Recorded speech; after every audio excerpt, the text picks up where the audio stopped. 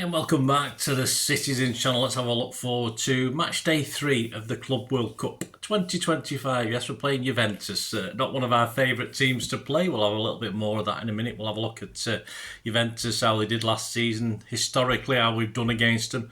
Not very well. And yeah, how things might pan out this year in this game, because it'll be quite an interesting game really, won't it, with it being the last game and both of us sort of sit top, although they sit top on goal difference. So they hold all the aces at the moment, so we're going to have to do something a little bit special. The game takes place at the Camping World Stadium in Orlando. Neatly, lovely title, nicely named stadium. Orlando, 8 p.m. kickoff on the 26th. So I'm up early the next day, so I'll straight to bed afterwards. So I won't be able to stay up celebrating or commiserating, one of the two. Of course, it's on DAZN and also available, I think, on Channel 5 as well. Although I don't think they've got all the games, have they? But I think this one is.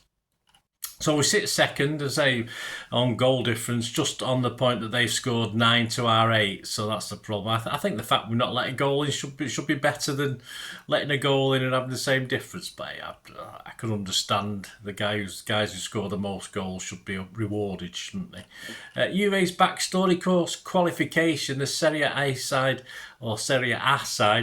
qualified via the ranking pathway. There we go. After Napoli and Lazio were eliminated in the Champions League round of 16 last season. I've no idea. I have no idea why. I don't know why. What the hell a ranking pathway is, but I'm sure it's right. History, of course, the Italian Giants were founded back in 1897. It's quite young, really, not as old as us. They've won 36 league titles, 15 Coppa Italia trophies, 9 Italian Community Shields, or Super Cup, shall we say. They're the record holders, of course, for all 3 of those competitions. And they've lifted 2 Champions Leagues, 2 Intercontinental Cups, 1 European Cup Winners' Cup, like us, 3 UEFA Cups, none for us, 2 UEFA Super Cups, 1 for us, and 1 UEFA Intertoto Cup. There you go, the Intertoto Cup. Who'd have thought it? Manager Igor Tudor became the head coach of Juventus March 2025. In succession to Motta, of course, Diego Motta. Before becoming coach, Tudor enjoyed a playing career as a combative centre-half. Yes, I think his playing style is there for all to see in the current Juventus team. Predominantly Hajduk Split in Juventus, as well as featuring for his native Croatia, of course. Star players, well, you've got left-back Andrea Cambiasso, who we were linked with, of course. The young winger who's doing okay in this competition, Kenan Yildiz. Both did well during the last campaign, and of course Vlahovic led the line impressively as well. So and a certain midfielder called Douglas Luiz is at Juventus as well, isn't he? So we'll see. I think I've heard of him. Current form: Juventus finished the 2024-5 Serie A season in 4th, although that was pretty good compared to it. A bit like us, he had a pretty crappy start to the season. In the Champions League, meanwhile, of course, they were eliminated by PSV Eindhoven. That was a bit of a shock in the round of 16. Of course, we had previous against them. Humbling defeat on match day 6 on the 11th of December 2024. It's not one to reflect back on with any sort of joy. Despite struggling at the time, as I said, Juventus were struggling as well. They are our bogey team, and they fully deserved a 2-0 win. Don't forget, we were also in the midst of an awful run at the time. It then meant in 7 meetings, in competitive meetings with City and Juventus, we'd won just 1, which was our very first back in the late 70s. And I even missed that one because I was on holiday in Italy, believe it or not, at the time. But yes, we beat Juventus 1-0 at Main Road. And then when, of course, we played the return leg in Turin, of course, I was back home by then. So it's typical Bernard anyway. So since that 1 win, we've managed a couple of draws, but 4 defeats, so not good historically against Juventus. And of course, in the Club World Cup, Juventus have done okay so far. They beat Alain 5-0 in front of 18,000. I think we got 40,000 for that game, didn't we? In the Audi Field, Washington DC.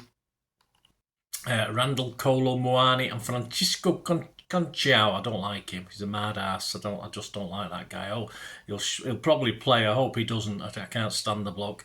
Anyway, each scored 2 goals and Yildiz got the other. And it was comfortable for Juve. They were 4-0 up by half time. They dominated the game, although Alain did score. It was marginally offside. Despite the dominance, Juve were fairly physical, and City will have to be careful of this, especially playing certain players. On match day 2, it ended Juve 4, Wydad AC 1, of course. Butual, a Vlahovic penalty, and 2 superbly taken goals. One a blast from well outside the area from Wonder Kid Yildiz were enough to win that one. Though Wydad did at least get their first goal of the competition to bring them sort of back into this game 2-1 at half time, but Juventus were just too good for them, and they proved themselves good at taking opportunities as well. I'm not sure of the XG, but in the first 2 games against Wydad, it's in their first game, they were quite clinical in front of goal, so that's a worry for us going into this 3rd game. And as I said, they do also play with a lot of physicality after the manager, I suppose. Having watched most of the 2 games so far, I believe there'll be a hell of a problem and causes a lot of problems. And despite 2 good wins, we're still experimenting a little, I think. So I think they're more composed, more set in what their team is as well. So they're quick and sharp up front, which is another worry for us. Personally, I'm going to make them favourites for this. We'll have a look at the bookies odds in a minute, but the bookies are offering silly prices on this one. I just think Juventus are the favourites to win this one. I think they're performing well as a team, as a unit. They've got all the usual Italian style of histrionics and messing about and clever stuff. I do worry for City in this game. Of course, City and Juve are both through. Will that have any impact? I'm not too sure. From a psychological point of view, it'd be nice to win this game. Of course it would, for momentum for both teams. And as I said, I think just slightly favour Juventus at the moment. The easy option, of course, is for both teams to play out or draw, which will mean Juventus win the group. I'm not too sure either team will want to go for that. I know Pep won't want to go for that anyway. But as I said, history-wise, we've not done too well. So, I won't be too disappointed with the draw, and we'll have to see how the other group goes for who we're going to play in the round of 16. And I'm not too worried about playing Madrid anyway. A lot of people, let's play Madrid, let's beat them this time, because we know we can. Last year was just a waste of time, but we can do better this year anyway. So if that happens, it happens. Anyway, so that'll bring us on to the City. Of course, we play 2 totally different teams now, haven't we, Pep? So I do expect a bit of a mix for this one. The team against Alain, Ortega, Akanji, Kusanov, Gvardiol, Nuri, Nico, Gundogan, Bernardo, Nunes, Echeverri and Haaland. On the bench, of course, Edison, Bettinelli, Diaz, Reinders, Stones, Aki, Marmouche, Doku, Rodri, Heiss, Savino, Cherky, Foden, Bob and O'Reilly. Of course, there won't be a Lewis for this one, and there won't be a Lewis if we get through to the next round of 16 either, because he's, of course, now been... His ban's been extended by 2 games, so he's gonna miss 3 games altogether. So that's not great. So of course we'll have to see how that pans out. But typical of FIFA. I was not surprised by the sending off, and I'm not particularly surprised he extended the ban. I mean, FIFA, just like UEFA, they don't like us, do they? But I think it's a bit silly to extend the ban, absolutely. And personally, against Juventus, I wouldn't risk any player who's coming back from injury. So the likes of Stones, perhaps Diaz, Bob, especially Rodri in a starting 11 against Juventus. I wouldn't risk any of them unless they're absolutely primed and no chance of a setback, because this lot will put it about. Simple as that. If Echeverri, of course, is still injured or still recovering from the knock, I wouldn't risk him either. So what I'll do, I've not done this yet so far in this Club World Cup. I will attempt a Pepsi 11. I'll tell you now, if I get 6 of this right, I'll be happy, because I have no idea whether planning. Of course, Pep's still got to plan tactics. This is a competitive game. It'll be a good game for him to try certain ideas. But if we're not going to play people like Rodri, who're not quite up to it yet, of course, he's going to have to make certain sacrifices as far as the team are concerned and how we play. So I will predict an 11, but as I said, you let me know yours, guys, because I have no faith in this one at all. I'm going to go for Edison, Nunes, Aki, Gvardiol and Nouri. In the middle, Nico, Gundo and Bernardo. And up top, I'm going to go Marmouche, Foden and Haaland. So there you go. As I said, I'll be happy if I get 6. Let me know your 11, guys. See what you think of this.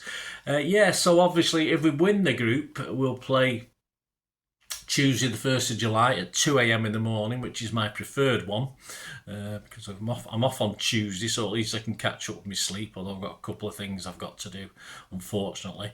So neither options are very good, but if we end up runners-up, it's Tuesday the 1st of July, 8 p.m. Now, I have promised to swap a shift, so I am actually in on the Wednesday, so I won't be getting much sleep after that one, I don't think, if we end up runners-up, so...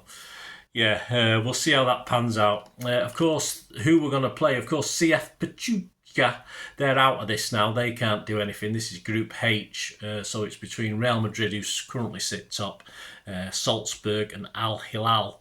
So we won't know till, of course, all the games kick off at the same time, so we won't know who we're going to play. As I said, I'm not worried. I'm not worried about playing Madrid. Doesn't bother me one iota. They've not been convincing so far. Yeah, and we can beat Madrid, but no problem to say. I'm not too sure about Juventus because, as I say, we don't have great history, but we do. Apart from last year winning losing both games against Madrid, we do have a bloody good record against them, so they don't bother me, Madrid, at all. The odds, I did say I'd tell you the odds. The odds to win the competition now. PSG have moved slightly out because that's other teams have come in a little bit. They've gone from 5-2 to 3-1. We're still sort of second favourites, joint second favourites at 5-1 with Real Madrid. They've moved in a little bit, Real Madrid. Bayern Munich have now moved into 11-2, so they've moved in as well. And interesting one, Juve, because you can still get 20-1 on Juventus. I've been impressed with Juventus. I think that's a good price. We were 28-1 before the last game, so I think that's a good price, 20-1 if you fancy a little flutter. And as far as the match odds, I mean, this is ridiculous, really. City are 4-5 on to win this. So if you like betting odds on and you don't fancy a City winner, I wouldn't put you off doing that. But the draw is 5-2, and I had to double check this. I mean, Juventus are 7-2, as much as 7-2 to win this one. I